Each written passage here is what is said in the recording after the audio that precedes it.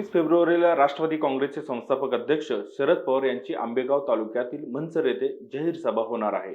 या सभेत पवार साहेब नक्की काय बोलणार याकडे सर्वांचे लक्ष लागले आहे। आजच्या स्पेशल स्टोरीमध्ये पाहूयात पवार साहेब विरुद्ध वळसे पाटील, पण त्यापूर्वी हेडलाईन। थेट टाइम्सच्या बातमीनंतर प्रशासनाला जाग, धान्य पुरवठा विभागाचे पुरवठा निरीक्षक जळुके खुर्द गावात, तक्रारदाराला न्याय मिळणार का? थकबाकीमुळे वीज खंडित करण्याची मोहीम वेगात, 50,000च्या वर थकबाकीदारांची वीज पुरवठा खंडित। पश्चिम महाराष्ट्रात 18 लाख थकबाकीदार। शिवनेरी किल्ल्यावरील रोपवेसाठी राज्य आणि केंद्र सरकारमध्ये सामंजस्य करार, प्रकल्पातील सर्वात मोठा अडथळा दूर, खासदार डॉक्टर अमोल कोल्हे यांच्या पाठपुराव्याला यश। आता पाहूया सविस्तर वृत्त। बातमीपत्राच्या सुरुवातीला बातमी आहे थेट टाइमच्या इम्पॅक्टची। जळुके खुर्द गावातील स्वस्त धान्य दुकानामध्ये ग्राहकांची फसवणूक केली जात आहे, तसेच तक्रार करूनही प्रशासन दखल घेत नसल्याचा आरोप जळुके गावच्या कांतीराम बोराडे यांनी केला होता। या संदर्भात थेट टाइम्सने बातमी प्रदर्शित झाली होती। प्रशासनाने जळुके खुर्द गावच्या 400 नागरिकांच्या तक्रारींची दखल घेतली नाही। संतप्त झालेला कांतीराम बोराडे यांनी सोमवारी तहसील कार्यालयासमोर फेसबुक लाईव्ह करत या विषयाला वाचा फोडली। बोराडे यांनी मला न्याय मिळाला नाही तर तहसील कार्यालयासमोर वीज प्रशासन करेल असा थेट इशारा तहसीलदार प्रशांत बेडसे यांना दिला। त्यानंतर थेट टाइम्सने या प्रकरणाची दखल घेत बातमी प्रदर्शित केली होती। त्यामुळे प्रशासन खडबडून जागे झालं आणि अन्न, नागरी पुरवठा आणि ग्राहक संरक्षण विभागाचे पुरवठा निरीक्षक अधिकारी गणेश रोकडे यांनी आपल्या पथकासह जळुके खुर्द गावात भेट दिली। यावेळी सर्वसामान्य नागरिकांशी साधत त्यांनी या प्रकाराची चौकशी केली। या प्रकरणात लवकरात लवकर योग्य ती कारवाई करण्यात येईल अशी माहिती प्रशासनाकडून देण्यात येत आहे। तुमचं वीज बिल थकलंय का? असं असेल तर ते त्वरित भरा का ते या बातमीत पाहूया। पश्चिम महाराष्ट्रात 18 लाख थकबाकीदारांकडे 332 कोटींची थकबाकी झाली आहे। वारंवार आवाहन करूनही वीज बिलाचा भरणा न केल्यामुळे महावितरणची आर्थिक स्थिती गंभीर होत आहे। वाढत्या थकबाकीमुळे महावितरणकडून आता वसुली मोहिमेला वेग घेतला आहे। आतापर्यंत 50,136 थकबाकीदारांचा वीज पुरवठा खंडित करण्यात आला असल्याची माहिती पुणे प्रादेशिक संचालने अंकुश नाळे यांनी दिली। सद्यस्थितीत पश्चिम महाराष्ट्रात घरगुती, वाणिज्यिक आणि औद्योगिक वर्गवारीतील 17,85,000 वीज ग्राहकांकडे 332 कोटी 79 लाख रुपयांची थकबाकी झाली आहे। त्यामुळे महावितरणकडे ही पावले उचलावी लागत असल्याचं नाळे यांनी स्पष्ट केलं। आता बातमी आहे शिवजन्मभूमीतून। शिवनेरी किल्ल्यावर रोपे बांधण्याच्या मागणीला केंद्रीय भूपृष्ठ वाहतूक मंत्रालयाकडून सकारात्मक प्रतिसाद मिळाला आहे। या संदर्भात केंद्रीय मंत्री नितीन गडकरी आणि राज्याचे सार्वजनिक बांधकाम मंत्री रवींद्र चव्हाण यांच्या उपस्थितीत सामंजस्य करार करण्यात आला। त्यामुळे या प्रकल्पातील सर्वात मोठा अडथळा दूर झाल्याची भावना खासदार डॉक्टर अमोल कोल्हे यांनी व्यक्त केली।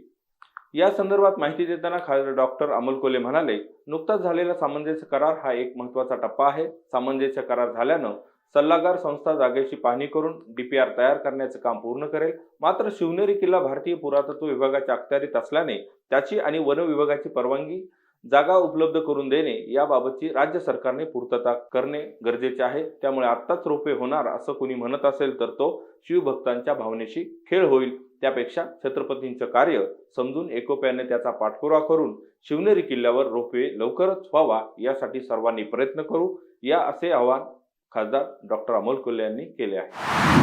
पिंपरी चिंचवड प्रादेशिक परिवहन विभागाच्या वतीनं लायसन्ससाठी नव्यानं अर्ज केलेल्या शिकाऊ परवानाधारकांसाठी रस्ता सुरक्षेविषयी जनजागृती मोहीम राबवण्यात आली।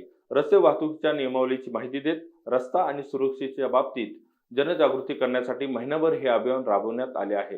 राजगुरुनगर येथील शासकीय विश्रामगृह हे अभियान राबवण्यात आलं। नव्या आणि शिकाऊ परवानाधारकांना यावेळी रस्ते वाहतुकीच्या नियमाची माहिती देत त्यांना नियमाचे पालन करण्याची शपथ देण्यात आली। आता वळूया आजच्या स्पेशल रिपोर्टकडे।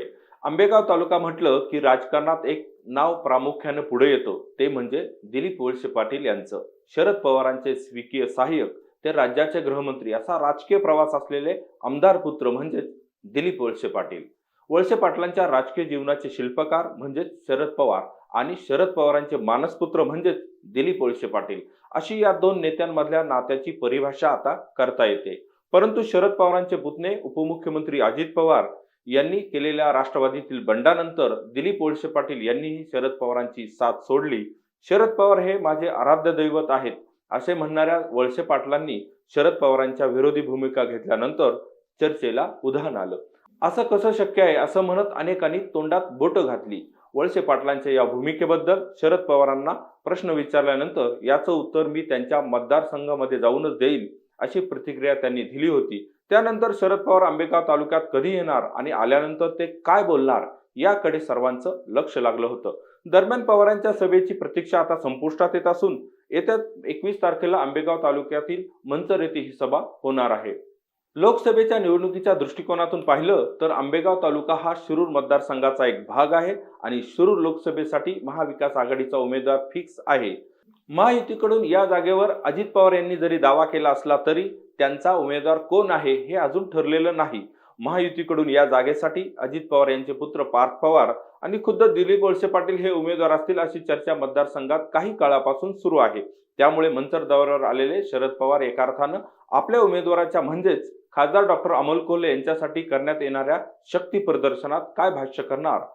शिरूर मतदारसंघात महाविकास आघाडीचा प्रचार सुरू होत असताना शिरूरच्या जागेसाठी पवारांचा नवा गेम प्लॅन काय असणार याकडे शरद पवार या सभेत काय बोलणार? वळसे पाटलांवर हल्ला चढवणार का? पवारांच्या सभेनंतर आंबेगावच्या राजकारणात बदल होणार का? असं सगळे प्रश्न सध्या आंबेगावच्या राजकीय पटलावर झळकू लागले आहेत. राजकारणाकडे आणखी बारकाईनं पाहिलं तर महायुती आणि महाविकास आघाडी यांच्यातील ही लढाई आता बारामतीकर काकापुतण्यांपर्यंत येऊन पोहोचली आहे. त्यामुळे आगामी काळात लोकसभा निवडणुकीच्या प्रचाराचा धुराळा उडेल. सरतेशेवटी शिरूर लोकसभेच्या लढाईत उमेदवार कोणीही असो, मात्र लढाई ही पवार विरुद्ध पवार असणार यात शंका नाही. आता वेळ झाली इथंच थांबण्याची. पुन्हा भेटू पुढच्या बातमीपत्रात. धन्यवाद.